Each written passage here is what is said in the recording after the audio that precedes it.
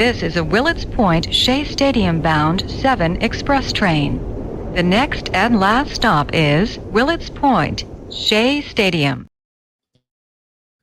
Oh, yes, it is the Subway to Shea podcast. Anthony Rivera here with you, talking about all the news and happenings surrounding that team from Queens, the New York Mets, episode 183 from the Subway to Shea studios in my office. Shout out to already 35 people in this room. The show hasn't even gotten started yet, and we are lit in the room. Shout out to everyone in the chat so far. We got Brad, we got Carlos Ortiz, Rosie K is in here. My guy Stan from Westport as well. Dean Austin, Stitch or Sittich.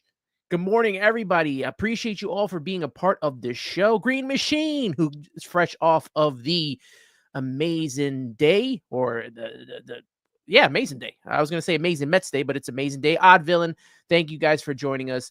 Appreciate you all. Make sure you like this video.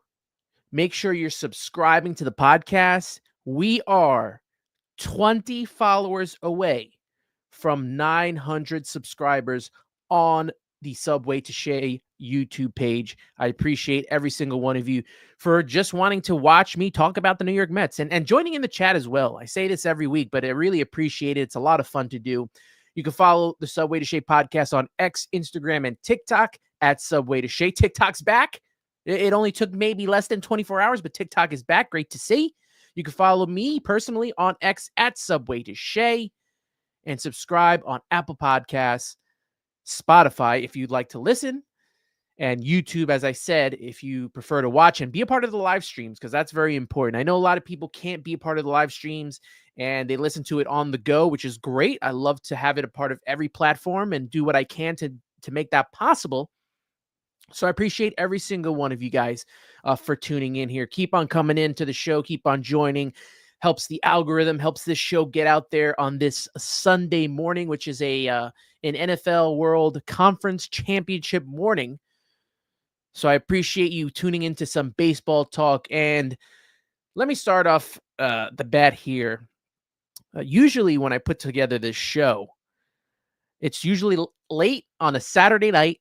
Probably I'm not finished until 1 or 2 in the morning, and then I get the least amount of sleep coming into here. You probably don't notice it, but always tired when I come into the show in the morning. So I said this week, you know what?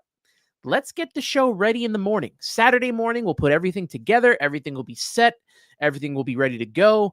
And that's how it started, right? I had the graphics ready with Max Scherzer and Spencer Torkelson, who we will get into later on in the show. That's where I was going to start off today. And then Amazing Day happened and everything changed and the graphics changed. The show changed. What a day. And I think the comment I saved here was from Brad saying yesterday was telling day from the Mets front office. Love it. Holding frame. And that's what we're going to start off with. The Steve Cohen and David Stearns address the Pete Alonso negotiations, and probably, addressing Scott Boras as well. I didn't throw that in there, but definitely addressing Scott Boras at Amazing Day. It was, kind of mid-afternoon. I think around 1:30, 1:45, the New York Mets had the leadership fireside chat, which was with Carlos Mendoza, the manager of the Mets, David Stearns, president of baseball operations, as well as Steve Cohen, the owner. And when you go to I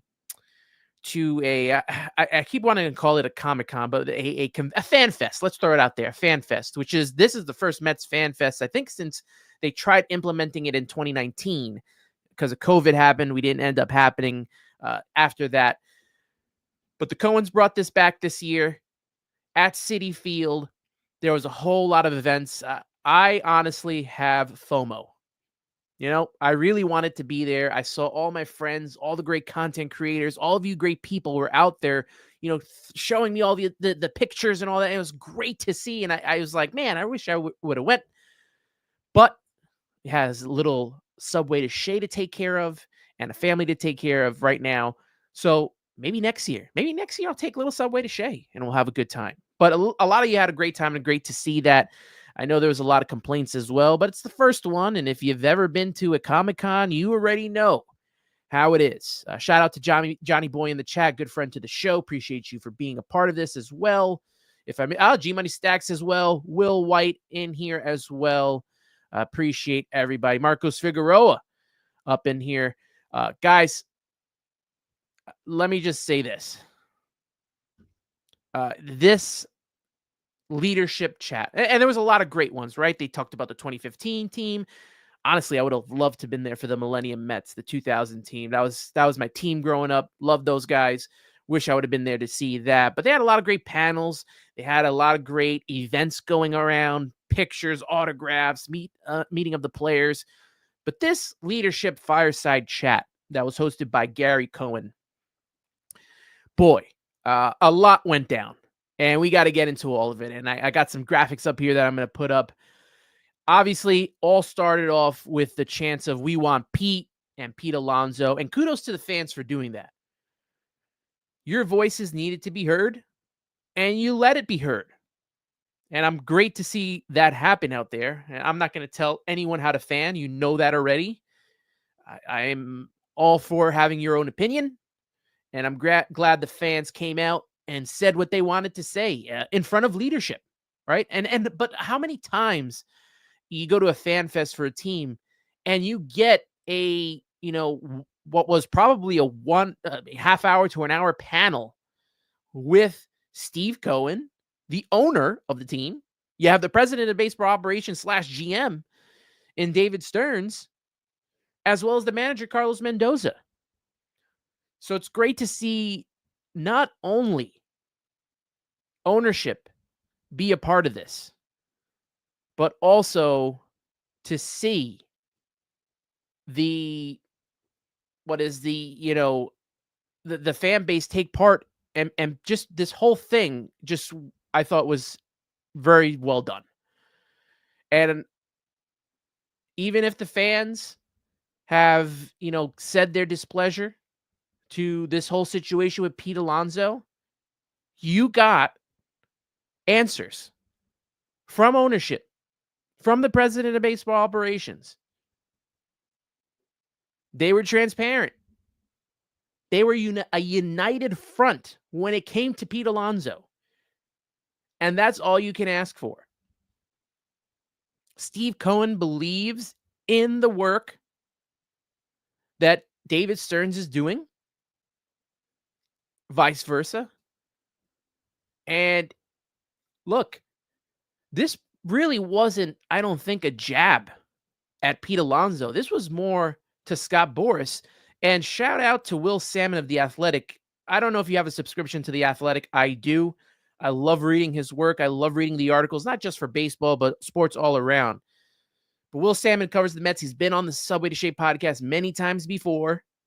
And it was great to read this. And I did take the excerpts from it, so I'm crediting Will Salmon right now. I wanted to put it in a graphic for you guys all to see. And this is what Steve Cohen had to say when addressing the fans and addressing the Pete Alonso contract negotiations.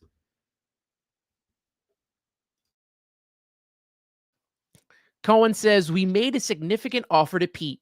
He's entitled to explore his market. That's what he is doing. Personally, this has been an exhausting conversation and negotiation. I mean, Soto was tough. This is worse," which was very telling right off the bat. A lot of it is we made a significant offer. I don't like the structure that is being presented back to us. It's highly asymmetric against us, and I feel strongly about it. I will never say no. There's always the possibility, but the reality is we're moving forward. And as we continue to bring in players, the reality is it becomes harder to fit Pete into what is a very expensive group of players that we already have. That's where we are. And I'm being brutally honest. I don't like the negotiations. I don't like what's being presented to us. Listen, maybe that changes. Certainly, I'll always stay flexible.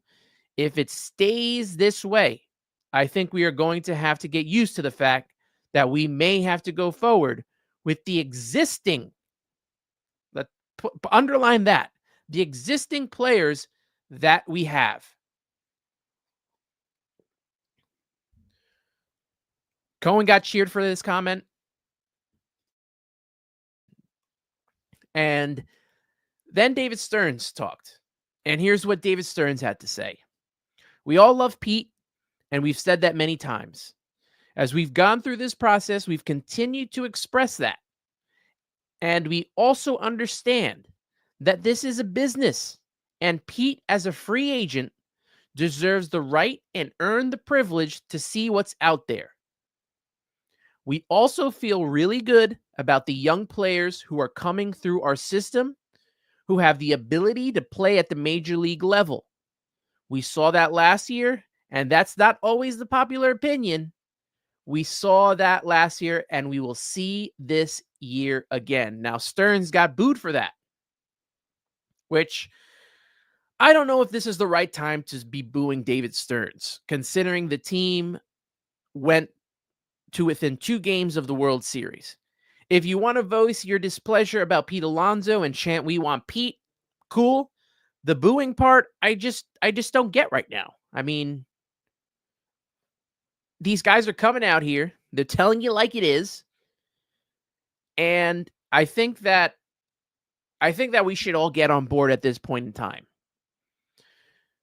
Not to be outdone, Scott Boras then comes out and says Pete's free agent contract structure requests are identical to the standards and practices of other clubs who have signed similarly situated qualifying offer all-star level players. Nothing different, just established fairness standards. Now, I got to get your thoughts on those situations that's going on. We're going to check the chat. I like that Cohen and Stearns were transparent. And like I said, are a united front on this issue. The ball is in Pete's court right now. If he leaves, we know it's more about the money. If he stays, he wants to be a Met. We've talked about this over the past couple of weeks, and I hope it's over soon, because I'm actually tired of talking about this Pete Alonso situation. I honestly am. I think it's time to move on from it. Figure out a situation. Whether he signs with Toronto, the Angels have been involved in contract talks. Does he come back to the Mets with a final offer? I honestly feel like he wants to come back to the Mets. And I'm not just saying that to be a homer, because if he was not, he'd be signed already to Toronto. They have an offer out there for him. An offer that's more than what the Mets have offered. And he still hasn't taken it yet. Now watch him take it, this morning, now that I say that. But he has an offer out there to play in Toronto. I feel like he wants to be with the Mets, but Scott Boras is posturing here. And Scott Boras said, and I'll repeat it, that Pete's free agent contract structure requests are identical to the standards and practices of other clubs who have signed similarly situated qualifying offer all-star level players. Let's look at the contracts just this year, right? I mean, there's been the talks about the Prince Fielder contract. Look at how that panned out. Miguel Cabrera, look at how that ended up. And we know that Scott Boras he's just not looking to get the most money. He's looking every year. It doesn't matter how good his players are. Whatever player's at that position, he's always looking to top that contract offer. Pete's not better than Miguel Cabrera. I don't even know if Pete is better than Prince Fielder in his prime. Although a short one. And I love Pete. But we got to talk about the recent contracts. Not better than Freddie Freeman. Could possibly be comparable to Matt Olson. But even that, some people are still iffy about. But if you look at the contract signed this offseason, Christian Walker, Is he better than Pete Alonso or not? He definitely had a better WAR than Pete Alonso. He's a better defenseman than Pete Alonso. The only thing is, he's older. But he's still got a 3-year deal, $60 million at 20 AAV.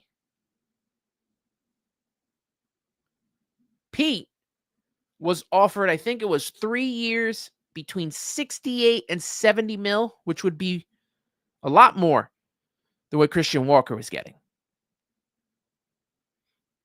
And I know a lot of fans are saying, well, it's Steve Cohen. He'll just give whatever money out as possible.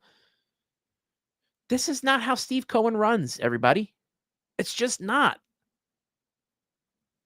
Steve Cohen will spend the money when he wants something and when he sees something as the right fit. He will spend the money on youth, right? We saw it with Juan Soto. He went to the ends of the earth to give Juan Soto whatever he wanted. Pete's not that type of player. He was willing to go to the ends of the earth to give Yamamoto a big contract. One, because he's a young pitcher with a huge upside. Pete Alonso's not that type of player. Carlos Correa. Let me ask you this. Is Carlos Correa, when healthy, let's preface that, is Carlos Correa a better player than Pete Alonso? Because he was willing to give Carlos Correa the 13-year deal until the medicals came out. See, these are the things we have to look at. Not all of them are going to work out, like the Correa and Yamamoto thing. It's yet to be seen what happens with Soto, but Soto is 26 years old. In 10 years, he'll be 35. Or 36, sorry.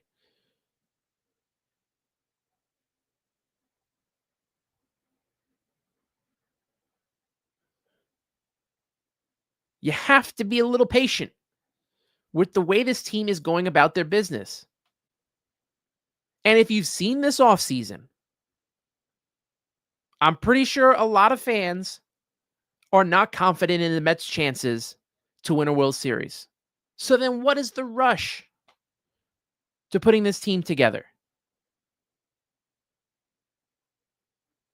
Let them get the guys that they want. This is David Stearns' second full season as president of baseball operations. All the stuff that happened before David Stearns got here, you can pretty much throw out the window. Look at how hard it was to, one, have Steve Cohen become the owner. Two, have him get a president of baseball operations where we had to go with Sandy Alderson. Look at all the general managers they went through. Like, there was a lot of change, and there's still a lot of change that they're cleaning up from the past. Like, this offseason, they just got rid of all of the dead weight contracts that they needed to. Scherzer, Verlander, James McCann. I don't know if Robinson Cano was even a part of that. I don't know if his contract ended up this year too. That's why they were able to get Soto.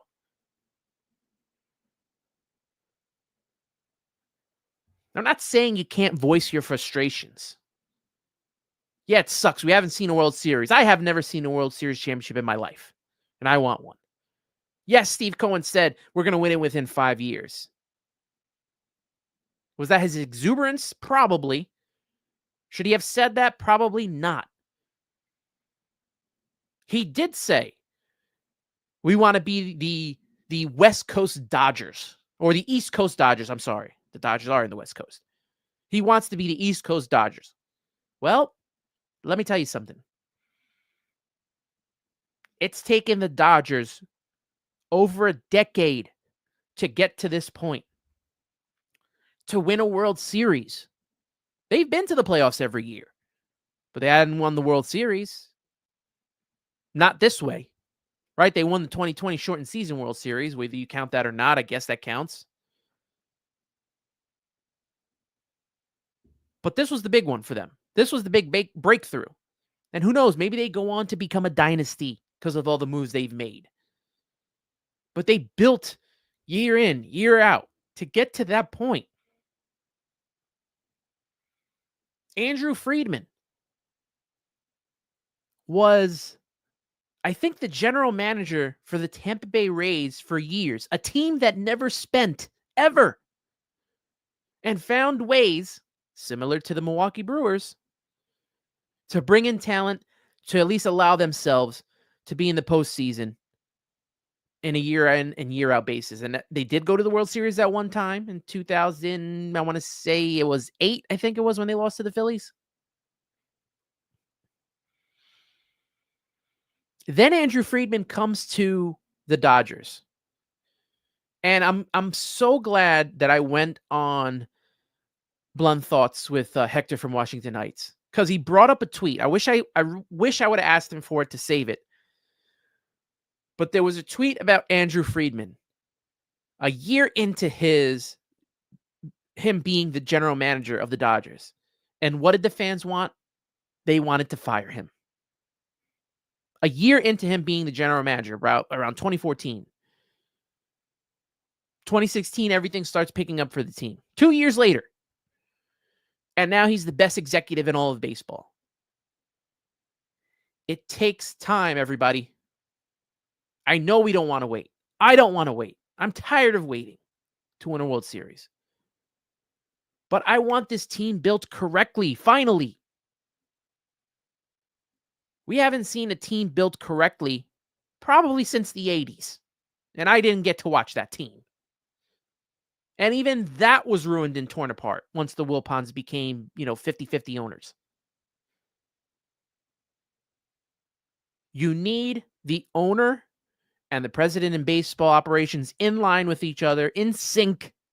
You need the manager in line as well. And it seems like we have a huge united front with this team. Do they make the playoffs this year without Alonso or not? I don't know. Will the rotation be just as good as it was last year? I don't know. I'm not a big fan of rebuilding the rotation again and trying to look for lightning to strike twice. But Stearns and Cohen believe in it. You have the pitching lab and Jeremy Hefner, who I'm not the biggest fan of. But I'm willing to give it an opportunity. When this team finally wins a World Series, when they finally get to the finish line, it will be about the name in the front of the jersey that we care about. Yeah, we love all the players on the team, the Nimos and the Lindors and the Sotos, all of that. But at the end of the day, I'm pretty sure every single one of us can agree that you don't care who is on this team as long as they win a championship and lift that trophy.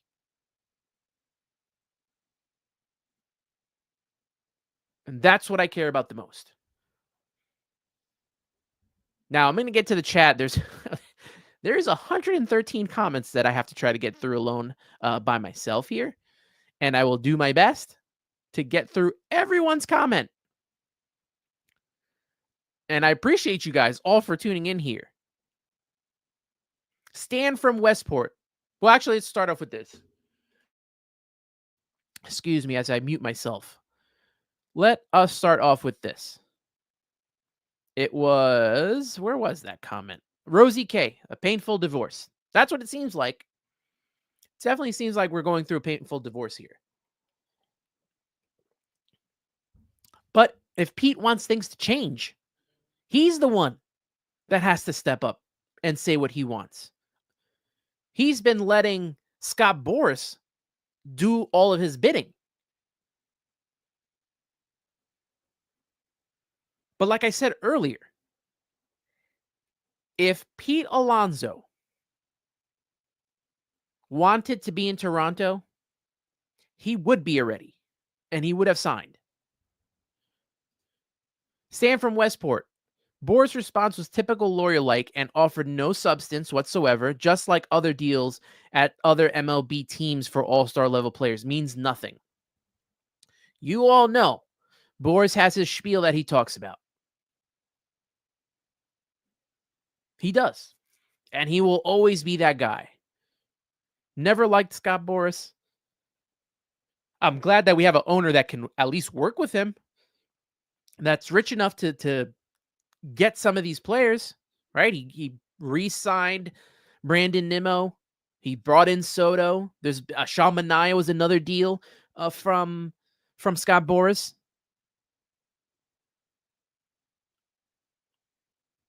Carlos Ortiz saying Boris is killing the polar bear. I totally agree. I really think this is a Boris thing. And this is not going to hurt Boris and Cohen working together. They will always be able to work together and get deals done. I mean, the Soto deal was gigantic. Boris will always come back. It's Pete that has to step up and say if he wants to be at Citi Field and he wants to be at the Mets, then he has that opportunity.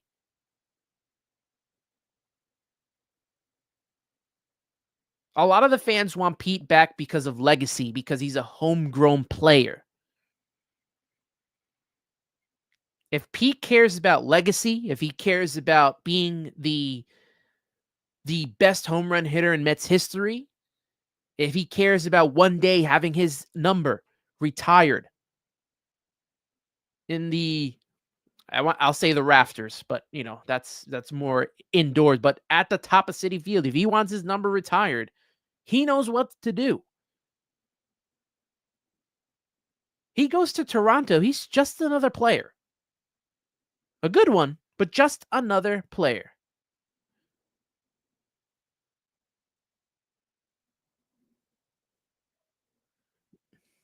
Ibby saying graphics, you know, Ant is dialed in. Then yeah, I'm dialed in today, boy. I'm totally dialed in. Stearns and Cohen lit a fire under me today. A good one. Shout out to Ibby. Till Mets do his part. Check out the podcast. Subscribe to their channel. Always good to have him be a part of this. Stan from Westport saying Pete's going to sign very soon. Cohen said game over very soon, and Boris had no answer other than to defend his past offers as confirming. Boris' response reeks of him avoiding a lawsuit from Pete. Interesting. It's going to be interesting to see what happens once Pete Alonso signs a contract. We saw with Jordan Montgomery, who signed late into the year, he got rid of Scott Boras and moved on.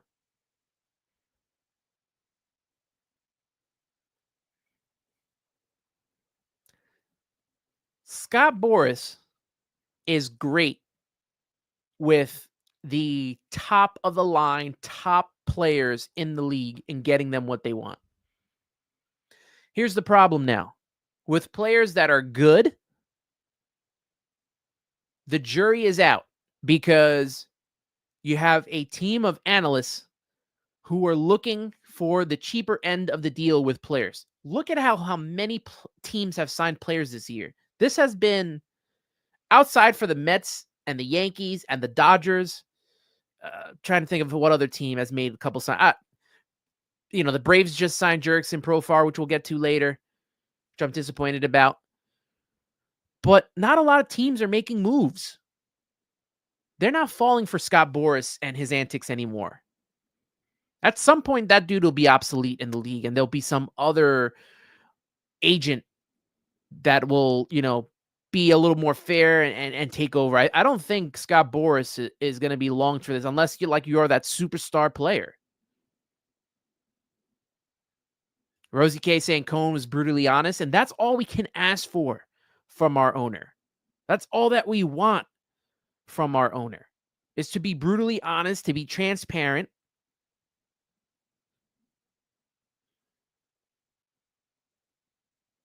That's what we need from our owner and general manager. You watch the video, if you watch the feed, because it's up on the Mets website, you can check out everything. Every panel from Amazin Day is up on that Mets website. So check it out. You watch the panel. Steve Cohen and David Stearns aren't really shuffling or scared of everyone chanting for Pete. They answered it to the best of their ability and as fair as possible.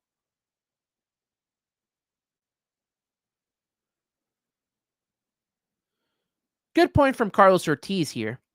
Were the fans booing Stearns or the idea of using the young guys to replace Pete? That's probably right.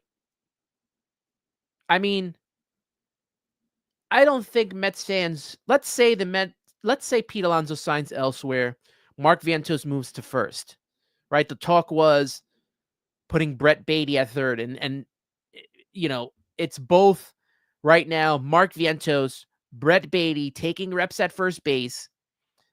It was talked about during the media scrum at Amazin Day. Vientos has played first base in the minors. Beatty has not. He'll be learning the position. I think fans are disappointed in the progress of Brett Beatty. And I don't think they want to wait for him. And when you watch other teams load up the way they do, like the Dodgers, who've already won the World Series, right? They won the World Series and they're loading up on even more players. And then you see the Mets, they get the one big prime player. They got Sean Manaea back. And now they are not going to bring Pete back, but they're going to go to Brett Beatty. I think fans are upset about that. There's even a possibility, and Pat Ragazzo said this in his report, that Jeff McNeil goes to third base. I actually like this better. Jeff McNeil going to third base, and it's probably contingent on Luis Angel Acuna playing well in spring and winning that second base job. Would you be okay seeing Vientos at first, Acuna at second, obviously Lindor at shortstop, and Jeff McNeil at third base? I think I would be. Mendy said during his media scrum that Acuna is going to have a huge role on the 2024 Mets. I mean, if he's saying that, that's important. That is important. AB saying Boris put out the Toronto stuff right before Amazin Day in hopes that the fans would derail the sit down. Cohen took that and just told the truth. Good for him. 100% agree with that. When all the news was coming out this week about Pete and him possibly not returning and things ramping up with Toronto, I even said on X to Mets Nation, voice your opinion. Tell them what you want. And you did that. I don't know if a lot were prepared for the answer they were going to get. But I think they respect it now. I think that everyone respects what Cohen had to say, for sure.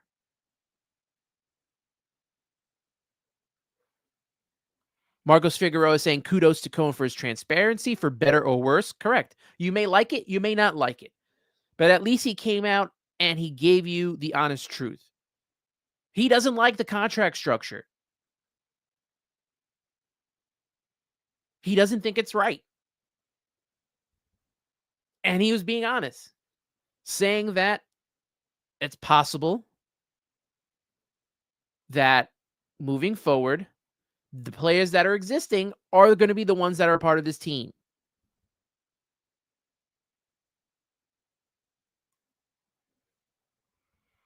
Rosie K saying, at the end of the day, Boris and Alonso are one and the same in these negotiations. Boris speaks for him. And that's where Pete has to make his stand if he wants to come back to the Mets. Is he going to say, hey, you know what? This has gone on for too long. I really want to go back to New York. Let's get this deal done. And let me be a Met for, the next 3 years. Now, this is a great comment from the Green Machine. And I agree with this. And I've said this. In Mike Piazza's interview at Amazin Day, said you can't fault a player like Pete for wanting to try to make as much as possible, but you also can't fault Cohen. It's easy to spend someone else's money. I don't fault Pete for going out for what he thinks he deserves. But to be honest, he overplayed himself. And now he is suffering the consequences for it. He has every right to go out for the money that he wanted.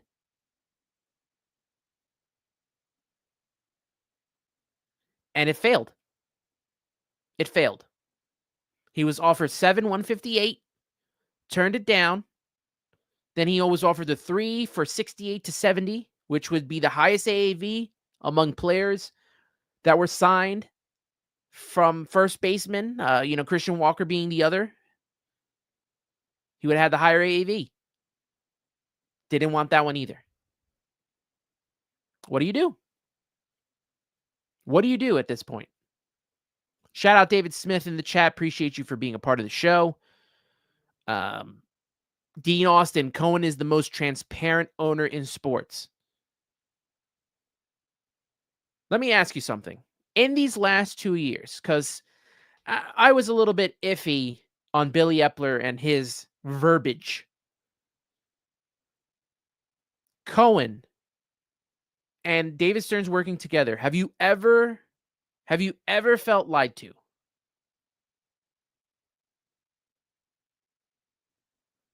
I don't know if I felt that way.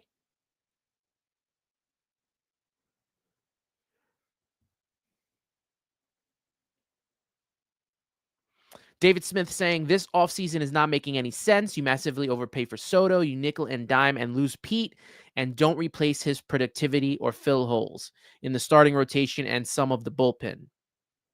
I am concerned about the starting rotation until I see otherwise. I agree with David Smith there.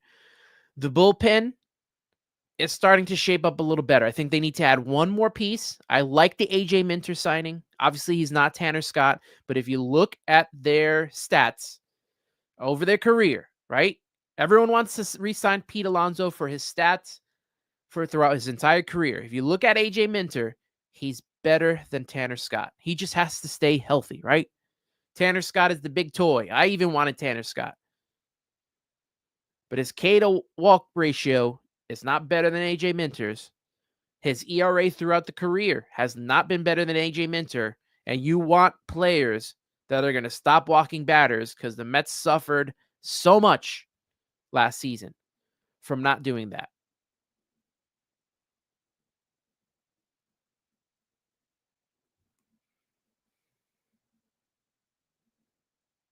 Fitted in the 798 said, who is Stearns? So what if he got booed? Who has he signed after Soto? What trades has he made? They weren't booing him. They were booing young guy options. I think that that's correct. They were probably booing the fact that Brett Beatty was going to be a first baseman or third baseman, which I don't know. I think I hope but Brett Beatty succeeds. I just don't know. I think I thought I've seen everything that I had to have seen from Brett Beatty, right? He got a way larger leash and opportunity than Mark Vientos had. And Mark Vientos came in, took over third base. And not only that, I mean, the guy was a force to be reckoned with throughout the season and into the postseason. He had one of the best postseasons of all time, right up there with Daniel Murphy. Stan from Westport saying Mets are offering Pete above market. Look at the Santander and Walker deals that just signed and a substantial raise to Pete, even though his 2024 was less than 2023 and 2023 was less than production than 2022. So is Pete Alonso in a decline? Is that something that we should be worried about? That's something that definitely, most definitely, the Mets front office is worried about.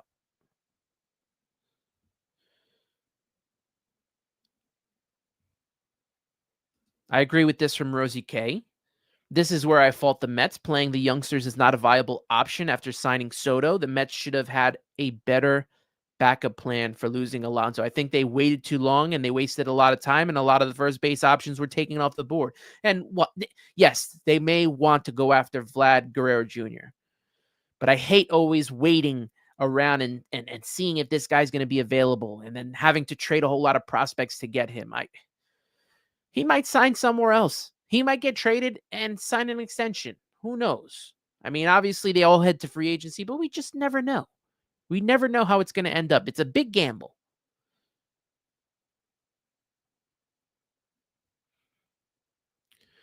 Lordy, who is new to the channel, appreciate you being here, saying Pete got offered 151 mil, bet on himself, and turned it down.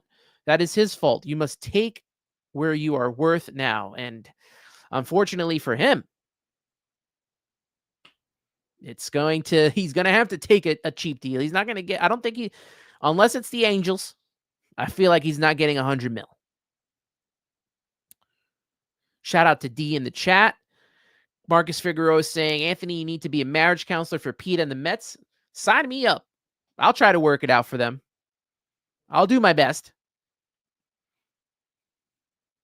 Stanley Babbage saying the Mets have no viable alternative to handle first base. Come on, Stanley. They got Joey Meneses out there. I'm just playing. They do have Joey Meneses. I will say that. But I was not a fan of Mark Vientos going to first. I wanted to see him get more play at third base. I'm definitely not a fan of Brett Beatty being a first baseman. He's never played first base. So now you're asking him to try to hit now and regain what he's played in the minors hitting-wise, and then playing first base, a position he's never played before, knowing that David Stearns has always preached run prevention. It's not first base is not easy. Ask Mike Piazza. It's not. And Pete Alonso has played a decent first base.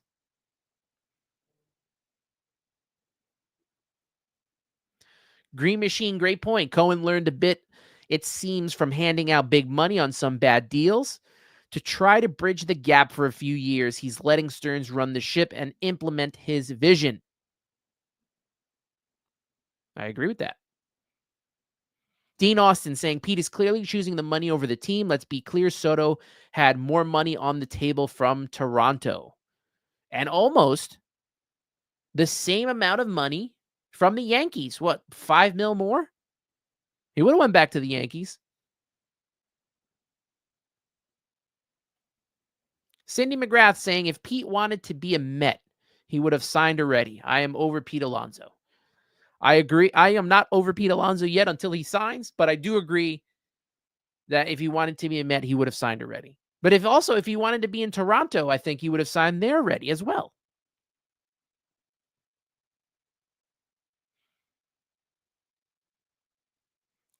Lordy's saying, to be fair, 34 home runs on a down year is wild. If he goes on another team and hits 45 to 50 home runs, we will all be devastated. I agree. I think the problem with last year is that Pete struggled in big spots. He struggled with runners in scoring position, and maybe it was the contract weighing heavy on him. I don't know. I don't know. I just don't know what was going through Pete's head during last season. But he was not good in 2023, right? The year before that. 2022 was his best overall season, I thought. And then you talk about 2019, where he was great in his rookie year. M-Easy, BX, shout out to him being in the chat. A Ryan Howard contract, another great, comp here, was also a disaster. So you gotta compare and look. You gotta compare and look at all of these contracts that have gone on through the years, on top of the ones that are happening now and that are taking place right now. Olsen, Freeman, Walker. Those are the ones that are going to be most looked at when it comes to this. Cindy saying, I was pissed that we let Zach Wheeler go. So was I. I have loved Pete, but it's now time to move on. He's not better than Matt Olson, and he is in no way better than Freddie Freeman. I think he is the third of those first basemen. And that's not a bad thing. I love Pete. But he's just not getting that money that everybody else is getting. It's just not.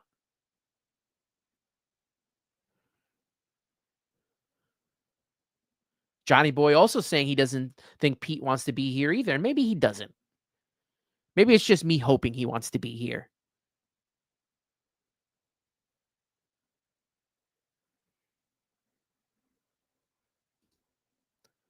As we go through some more of these comments here, Daniel Cassiano. How many times do the Mets need to keep offering Pete Alonso so he can reject the offer? It's a big problem. That is the big issue.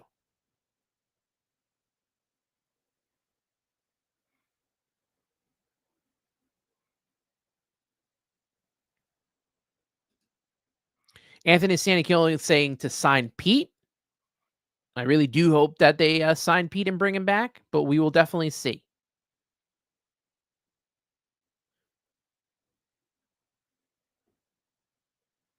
As we go through some, there's just so many comments here, and I appreciate each and I don't think I can get through all of them because we still got a lot of topics to talk about, and we are 46 minutes in. I didn't think I was going to get through a show by myself just talking about this, but this is a big deal. We got 408 people in the chat right now and watching this. Shout out to you. Make sure you like the video. Make sure you subscribe. I'm on the path to 900 subscribers. Let's get there. 20 away. Let's do it. Frank Schaefer with a very important comment here. You don't win a World Series in January. It's true. You don't. This team won't be the same by the time we get to the trade deadline. And even post-trade deadline, it might not be the same.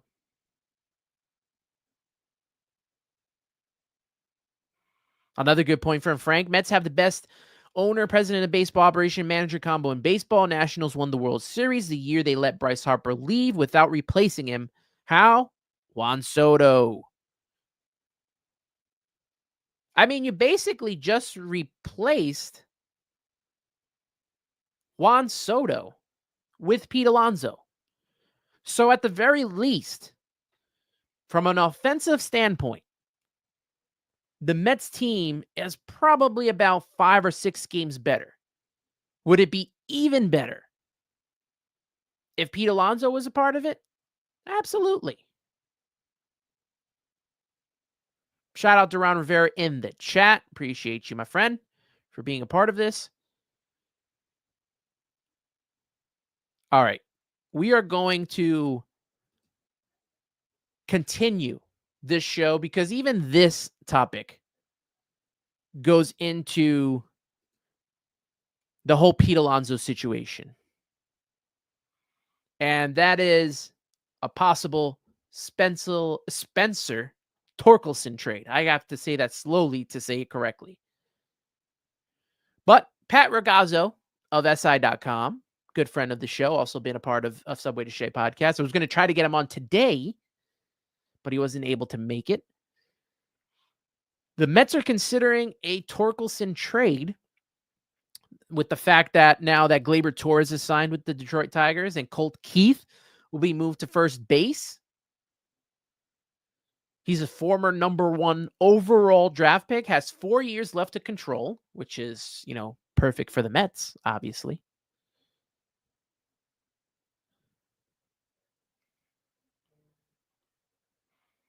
'24 had a .219 batting average, 10 home runs, 37 RBIs, had a .699 OPS. His best season in 2023. He batted .233, 31 homers, 94 RBIs, and a .758 OPS. Would a change of scenery help a guy like Spencer Torkelson? I just don't know. I don't know if I'm willing to take that gamble. I honestly rather have Pete back than, give up something in return.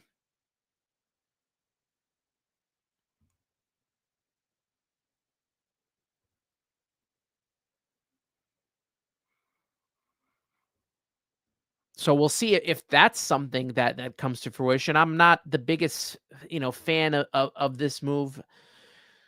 But, if the Mets want to try it out, if Stearns thinks that this is a move that needs to be made, I mean, especially if they lose Pete Alonso, like I said, I'd rather have Torkelson at first, Vientos at third, and we move on from there. Cindy McGrath saying, nothing against Torkelson. This is what happens because they waited this long for Pete's decision. And it is. There were so many options out there. Right? Christian Walker was out there. Paul Goldschmidt. It would only needed to take 1-year deal if you really wanted to go after Vladdy next year. Josh Naylor could have been had during a trade. Was it Nathaniel Lowe, the kid from Texas? He could have been had. There's other options out there as well, possibly a Yandy Diaz. Steven Dilcher bringing up Ryan Mountcastle. He'd rather have. I'm pretty sure. I think we all would rather have Ryan Mountcastle as well.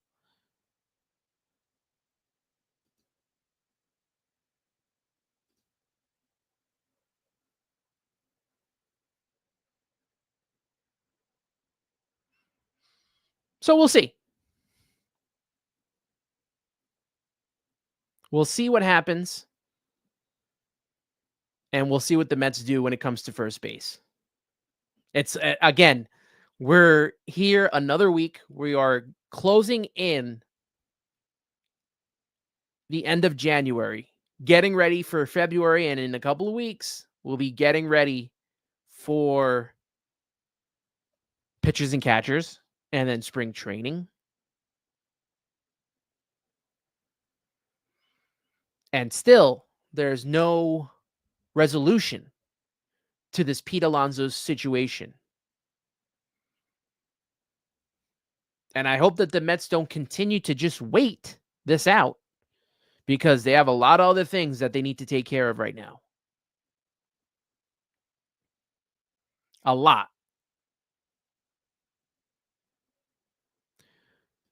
Marcos Figueroa is saying, I would trade Beatty for Torque, 2 change of scenery guys.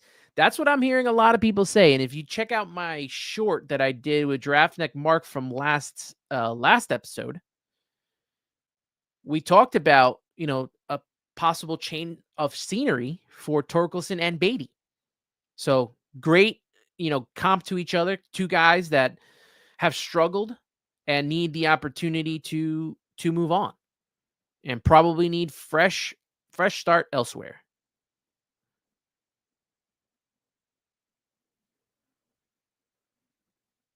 Daniel Cap saying, sit back and enjoy the ride Stearns showed us last season. He knows what he is doing.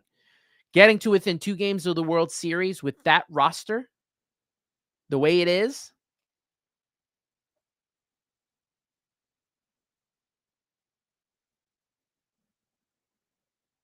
I mean, he's got to get some credit, right? Obviously, he doesn't get all the credit to this. Mendy put in great work.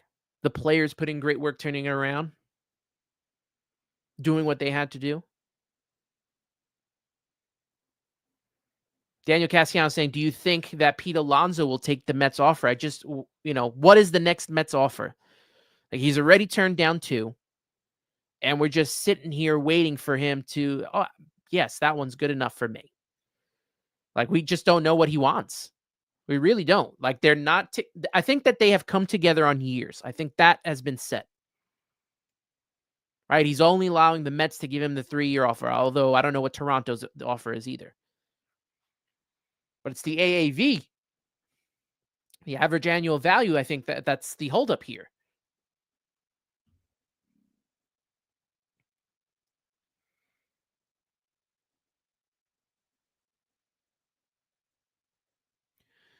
Peter saying Vientos at first, McNeil at third, and Acuna at second for at least a year. I think that ends up being how the alignment for the Mets infield happens. I don't think it's going to be Beatty. I think it's Acuna. If Acuna has a strong spring, I think he'll be the second baseman. They'll move McNeil to third base, and McNeil can play anywhere, right? He's the super utility guy. So Duran Rivera doesn't think that McNeil has a strong enough arm. He struggled, definitely struggled for so long at third base that we thought he was going to be a third baseman, ends up moving to second.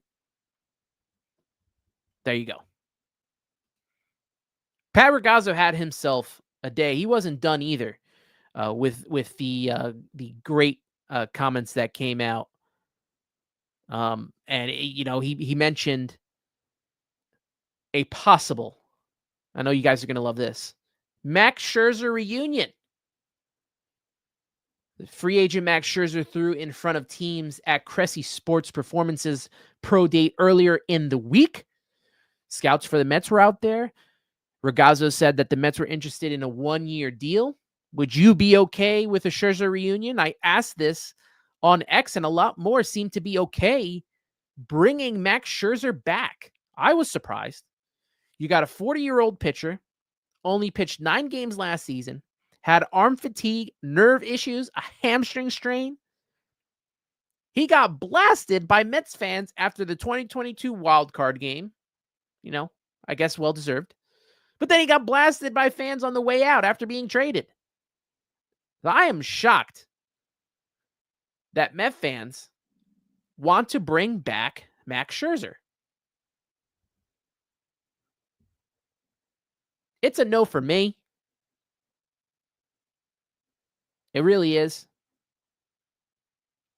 It's a no for Peter in the chat. It's a no for Vet for Mets in the chat. Anthony Santacola saying he's washed. Cindy McGrath also no to Scherzer. I was just shocked. I get it, right? We don't trust a Griffin Canning, Paul Blackburn in the back of the rotation. But those guys are going to give you innings. If Paul Blackburn is healthy, I don't know how coming back from that back injury and the spinal fluid and all that stuff, how that's going to work out for him. They may not be the best innings, but they're back of the end of the rotation type players. They can be swingmen and long guys out of the bullpen, and they're going to give you more innings than Max Scherzer is. Max Scherzer is looking for a payday right now. I am not giving Max Scherzer more than $5 million. I'm just not.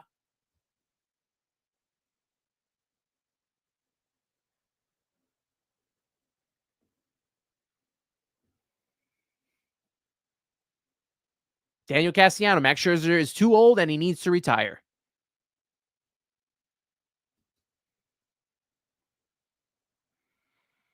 G Money Stacks, Max Scherzer's 40. No way. I totally agree. I was just shocked by how many people wanted Max Scherzer back. Peter comparing him to Aaron Rodgers. There you go. There you go. I don't even know if he's a fit for the clubhouse. Like, do you want that back in the clubhouse? Steven Dilcher saying, and what about signing Thor back? He will come cheap. Did he pitch last year? I have no idea. I feel like Thor just disappeared, like when Thanos, snapped his finger, and we just haven't seen him. I think it was the last time I think he was on the Phillies in the bullpen. I don't know what has happened to Noah Syndergaard. Feel like he should have been at Amazin Day.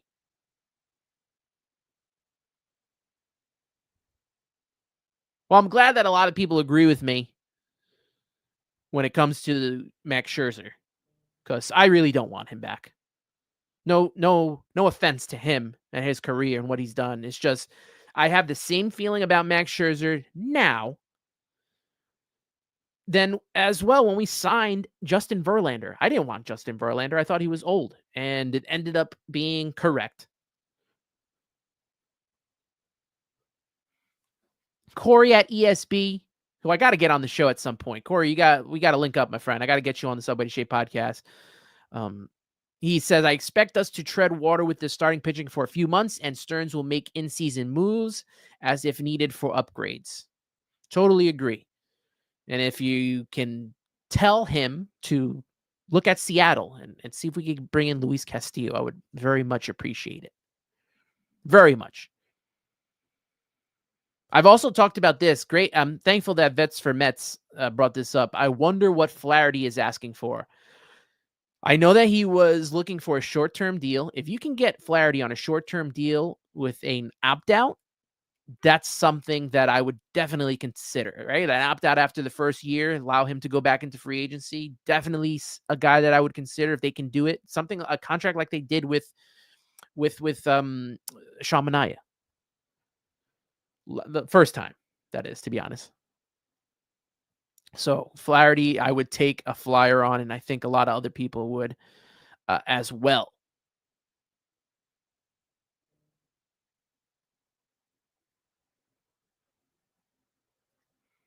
Looking at some more of these, Duran Rivera saying Scherzer is past his prime and all he could offer is knowledge and insight for Sproat, but not worth the investment. That's another thing. I think Sproat is not too far away.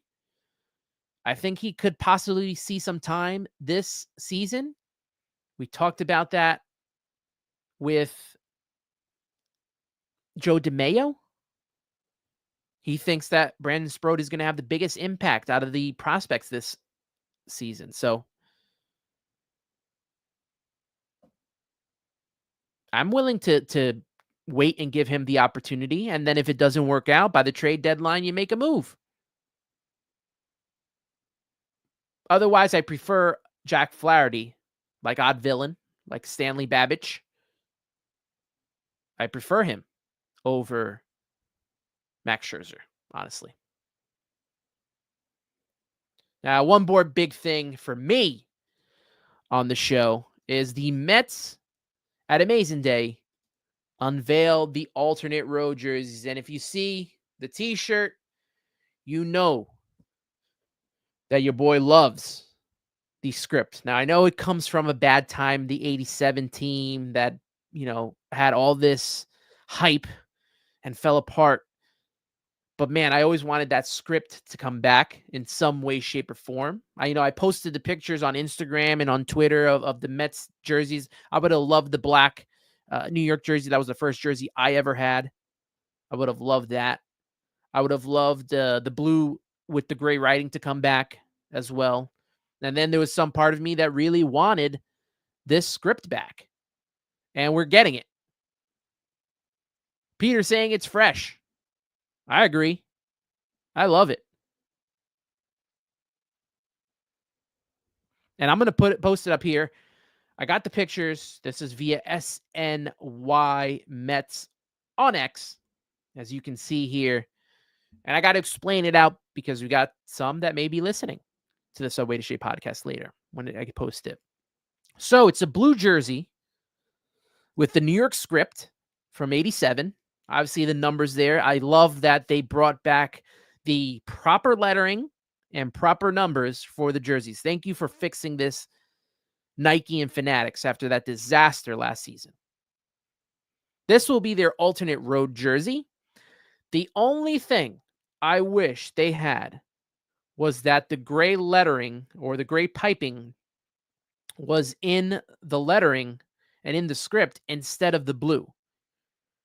That's the only thing that I wish. That's the only nitpicking that I've got for this jersey. I wish that it had that gray in it because I don't know. To me, this is going to look, it'll look okay with the gray with the gray pants, but it would be that much cooler if it had that gray piping. I have if you remember the hat when they had the gray, when they had the blue jersey with the gray lettering, they had the NY also on the hat with the gray lettering. So maybe that's something that they adjust to in years to come. But this isn't bad at all. I really like it. And I hope that the Mets come out with this. We see some of the players wearing it, and they had video of Francisco Lindor putting it on. I think it's great. I really do. I was thinking to myself, I even said, what would it be better if they had a set of blue pair of pants with blue piping, with orange piping along the side, a white stripe, an orange stripe, and see if that goes with the blue jersey. I know it's a little out there, but I think the only concern to me is I'm not the biggest fan of pullover jerseys. I have a couple of them. I prefer the buttons, but the way that they did the buttons for the Nike jerseys last year and the City Connect jerseys, which I have one of, I didn't like how they did that. Green Machine saying the new jersey is nice. It's a pullover. Players seem to like it. He got to see it in person. Odd Villain saying, bring back the Mercury Mets. I do have one of those jerseys I got last year as a giveaway, a Mike Piazza one, when they did the giveaway for that game. Fitted 798 said he would have liked an orange jersey. Maybe we're going to come close to one of those at some point. I think that you can only have, it's like a Nike mandate that you can only have 4 jerseys in circulation or 5. So I would assume it's this jersey, this new alternate jersey. You got the pinstripes. You have the black jersey. You have the City Connect jersey. And then you have the away jersey. I think that they would probably be getting rid of the blue alternate home jersey if they do. Well, unless they don't do City Connect this year, which would be disappointing because I do like the City Connects. I really do.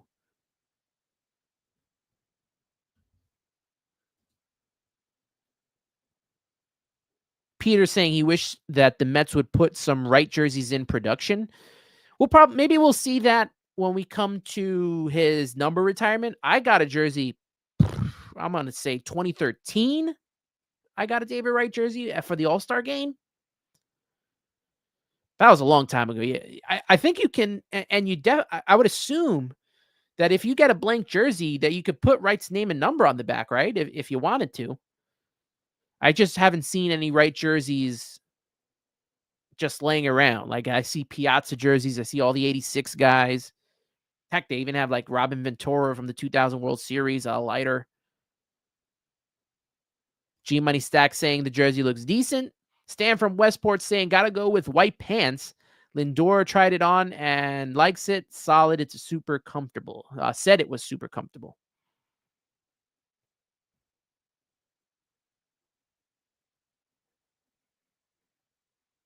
Odd Villain likes the new pullovers. I can see a lot of undercover cops pulling me over in it on the Van Wyck. It kind of reminds me of the Pittsburgh jersey. I don't know if you've seen the Pittsburgh black jersey. I posted it on X yesterday. They have it's all black jersey, Pittsburgh inscript in yellow lettering, but in the inside, it's also black as well. So black on black jersey. Now you got the blue on blue jersey for the Mets.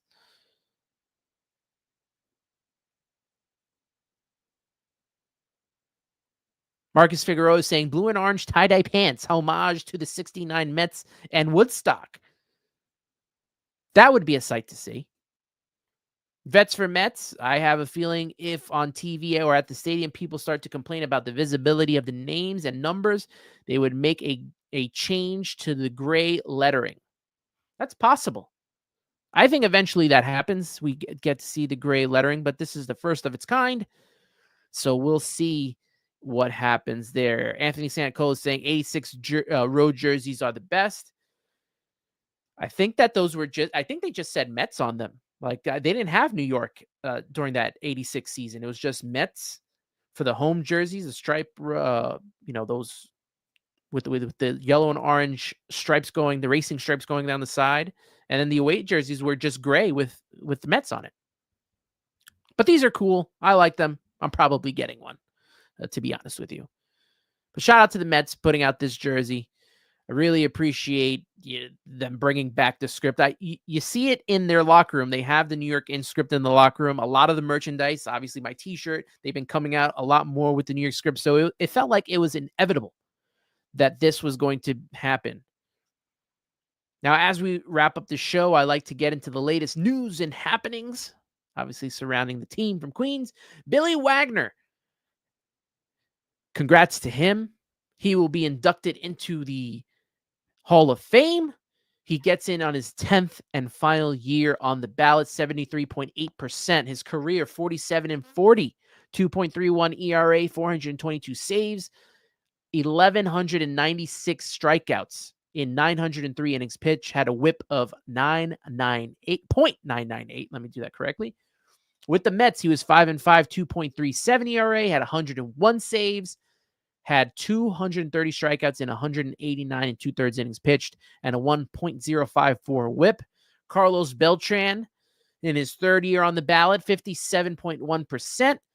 David Wright stays on the ballot. I think Carlos Beltran, before I go to David Wright, I think Carlos Beltran most likely gets in within the next couple of years, the next 2 or 3 years. David Wright, stays on the ballot. Keep Wright on the ballot throughout his 10 years. I know he's not going to be in the Hall of Fame. I know he's not a Hall of Famer. He was on the path to, got hurt. Just keep him on the ballot. Good guy, 6.2% in his second year on the ballot. Jeff Torborg passed away at 83 years old, 85 and 115 with a 0.425 win percentage with the Mets. And we all know him for being the manager of the worst team money could buy in 1992. He has passed away. He had some good seasons with the Chicago White Sox, but he has passed away at the age of 83. Finally, a thing that hurts me the most, Jurickson Profar signs with the Braves. I really wanted him for the Mets, especially if the Mets weren't going to get Pete Alonso. I know they're not the same type of player, but I just would like to have had another bat. He's actually played first base. He has.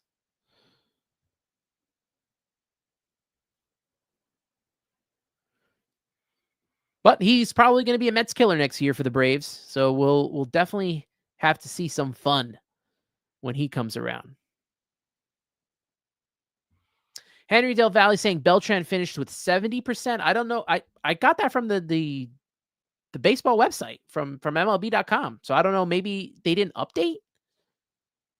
I don't know. Hopefully he gets in. We'll leave it at that, right? 11 gold gloves. And we'll see. Green Machine saying Beltran should get in the next ballot because no one on the first ballot next year is worthy.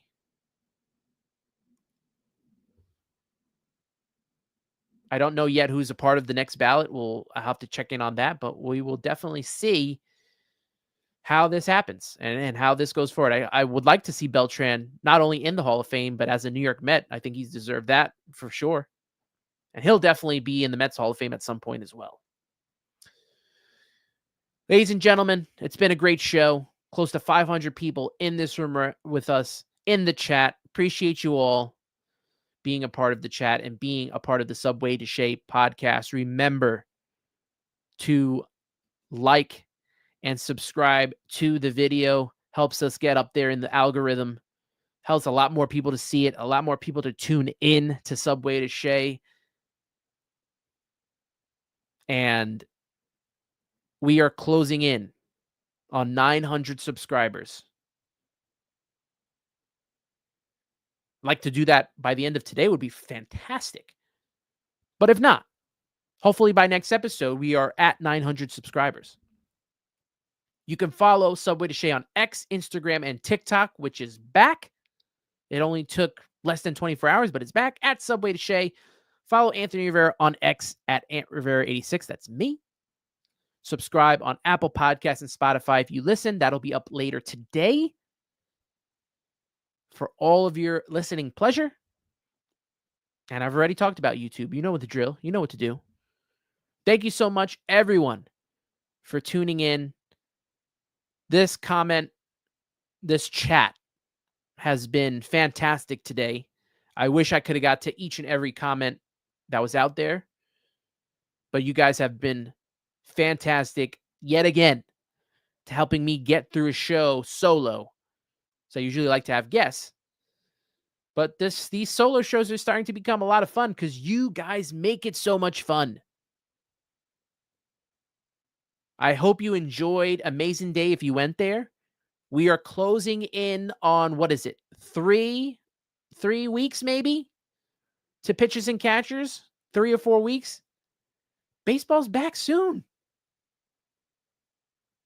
It's going to be a lot of fun this season. We're going to enjoy it, whether Pete is here or not. We are going to support this Mets team because it's always about the name in the front more than the name in the back. Thank you, everyone, again, for being a part of this show. And that wraps it up for the Subway to Shea podcast. For Anthony Rivera, always remember, let's go Mets. Have a good day, everybody.